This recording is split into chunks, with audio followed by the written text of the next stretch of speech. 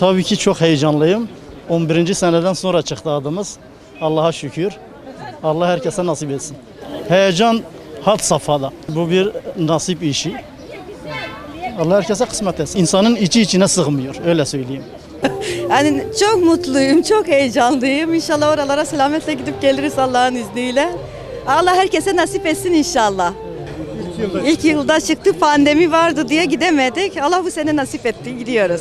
Darısı bütün isteyenlere inşallah. Dua yani çok istemişler. Herkese dua edeceğiz inşallah. Herkese dua edeceğiz. En kısa zamanda herkes bu duyguyu tatmasını istiyorum. Bol bol namaz kılacağız, dua edeceğiz, Kur'an okuyacağız, ibadet edeceğiz inşallah Allah izin verirse. Allahümme salli ala seyyidina Muhammed ve ala seyyidina Muhammed. İnşallah Allah'ın izniyle yani.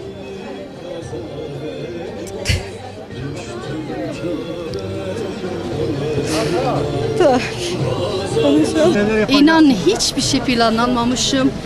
Heyecandan başka ve yüreğim yerinde duramıyor.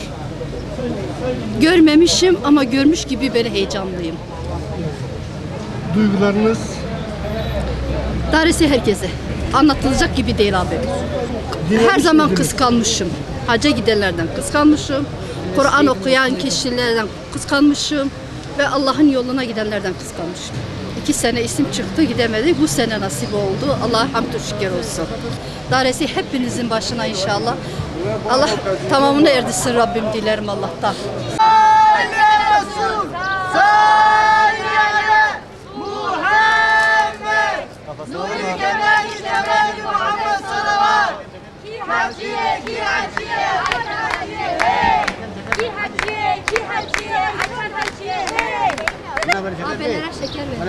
Heyecanlı değiliz. Heyecanlı. Allah'ın yoluna gidiyoruz. خدي من عفو بك خدي مسلمانة تم عفو بك خدي وانش قضا وبلا دور بك خدي تعالى ريا حق نشانة مسلمانة بده جانا مش بوي رسول أكرم عليه الصلاة والسلام يا بوي ريا خدي يا إبراهيم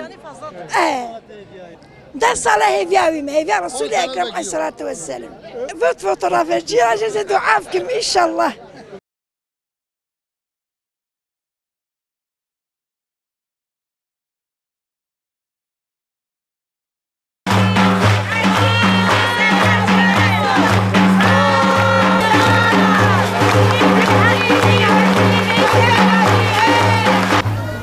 Bismillahirrahmanirrahim.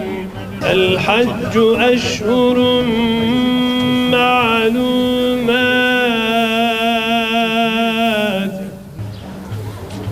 Çok muhterem hacı adaylarımız, Cenab-ı Hak bu mübarek yolculuğunuzu rızasına uygun bir yolculuk yapmayı, Medine'ye ulaşmayı, Medine'den sonra Mekke'ye ulaşıp Arafat'ta vakfeye durup hac yapmayı Rabbim sizlere ve gidecek olan bütün hacı adaylarımıza nasip eylesin.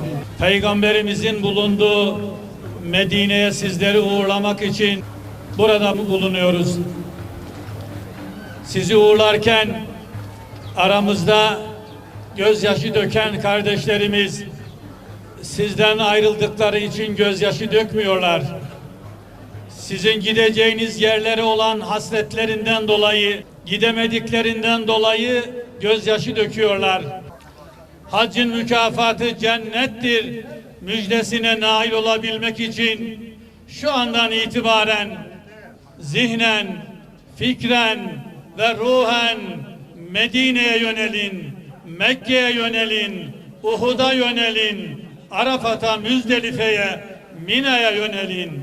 Bütün algılarınızı, bütün yönlerinizi, bütün kıble olarak Kabe'yi ve Medine'yi önünüze alın.